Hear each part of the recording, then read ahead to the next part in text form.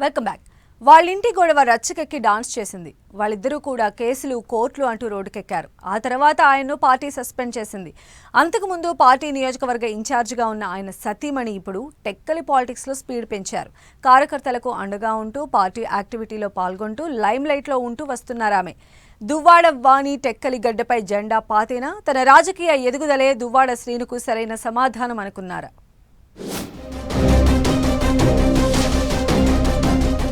Tekkali politics లో దువ్వాడ వాణి active role. Party కార్యక్రమాల్లో పాల్గొంటూ లైమ్ లైట్ లో వాణి. తనతో విభేదించిన భర్తకు పొలిటికల్ గా షాక్ ఇచ్చే స్కెచ్. ఓవైపు పోరాటం, ఇంకోవైపు వైసీపీ క్యాడర్ కు భరోసా. టెక్కలి పాలిటిక్స్ లో ట్రెండింగ్ లో ఉన్నారు దువ్వాడ వాణి. పార్టీ యాక్టివిటీలో కీ రోల్ ప్లే చేస్తున్నారు. కార్యకర్తలకు అండగా ఉంటూ అపోజిషన్ రోల్లో కూటమి ప్రభుత్వ తీరుపై పోరాడుతూ తన మార్కు చూపిస్తున్నారు. ఫ్యామిలీ గొడవల సమయంలో దువ్వాడ శ్రీనివాస్ భార్యగా అందరికీ తెలిసిన దువ్వాడ వాణిది ముందు నుంచి రాజకీయ కుటుంబం. గత ఎన్నికలకు ముందు టెక్కలి వైసీపీ ఇన్ఛార్జిగా కూడా పనిచేశారు. గతంలో ఎమ్మెల్యేగా కూడా పోటీ చేశారు. ఇప్పుడు టెక్కలి జెడ్పీటీసీగా ఉన్నారు. అయితే దువ్వాడ శ్రీనివాస్తో క్లాషెస్ రావడం, కోర్టులకెక్కి రచ్చ జరిగాక కొన్నాళ్లు సైలెంట్ అయ్యారు. ఆ తర్వాత దువ్వాడ శ్రీనివాసును వైసీపీ నుంచి సస్పెండ్ చేసింది పార్టీ. ఆయన స్థానంలో పేరాడ తిలకను టెక్కలి వైసీపీ ఇన్ఛార్జిగా నియమించింది అధిష్టానం. అయినా నియోజకవర్గ పాలిటిక్స్ లో యాక్టివ్ గా ఉంటూ వస్తున్నారు దువ్వాడ వాణి.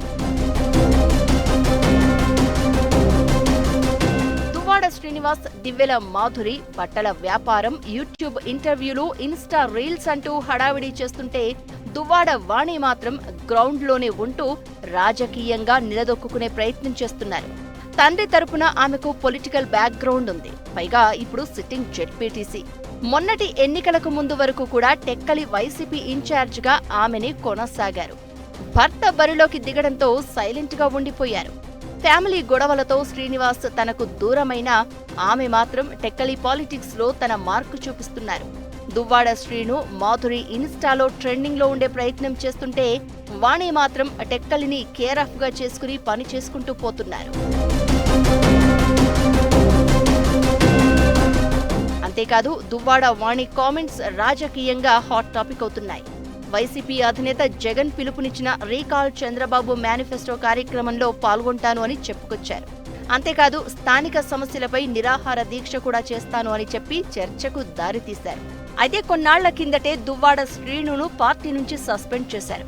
ఆయన కూడా పార్టీని బ్రతిమాలుకుని దగ్గరయ్యే పరిస్థితి కనిపించడం లేదు. ఏం జరిగితే అదే జరుగుతుందనే ధోరణిలో దువ్వాడ శ్రీను కనిపిస్తున్నారు. పైగా దివ్వెల మాధురితో కలిసి హైదరాబాద్ లో శారీ బిజినెస్ స్టార్ట్ చేసి యూట్యూబ్ ఇంటర్వ్యూలు, ఇన్స్టా రీల్స్ తీసుకోవడంలో బిజీ అయిపోయారు. ఈ నేపథ్యంలో టెక్కలిలో వైసీపీ తరపున బలమైన గళం వినిపిస్తానంటూ వాణి చేసిన ప్రకటన రాజకీయంగా ప్రాధాన్యత దక్కించుకుంది. జగన్ అవకాశమిస్తే తాను ఇంటింటికి తిరుగుతాను అని, ప్రభుత్వ వ్యతిరేకతను పార్టీకి అనుకూలంగా మార్చుతాను అని వాణి చెప్పుకొచ్చారు. ఆమె విజ్ఞప్తిపై పార్టీ అధిష్టానం ఇంకా నిర్ణయం తీసుకోలేదు. అయితే అంతర్గతంగా మాత్రం వాణి బలం, ఆమె ఆర్థిక పరిస్థితి, కలుపుగోలుతనం వంటి వాటిపై మాత్రం వైసీపీ పెద్దలు ఆరా తీస్తున్నట్లు తెలుస్తోంది. దువ్వాడ శ్రీనివాస్తో పోలిస్తే వాణి అంత బలమైన నాయకురాలు కాదు అనేది కొందరు చెబుతున్న మాట. ఒకవేళ ఆమెకు వచ్చే ఎన్నికల్లో టికెట్ ఇస్తే అది మరోసారి టీడీపీకి మేలు చేయడమే అవుతుందని టాక్ వినిపిస్తోంది. గత ఎన్నికలకు ముందు కూడా ఇలానే వాణికి టికెట్ ఇవ్వాలని భావించిన అధిష్టానం వెనక్కి తగ్గింది. ఈ నేపథ్యంలో వాణికి మరోసారి అవకాశమిస్తే ఆమె గెలిచే అవకాశాలున్నాయా అనే కోణంపై చర్చ జరుగుతోంది. రాబోయే రోజుల్లో టెక్కలి వైసీపీ పాలిటిక్స్ ఎలా ఉండబోతున్నాయో చూడాలి మరి.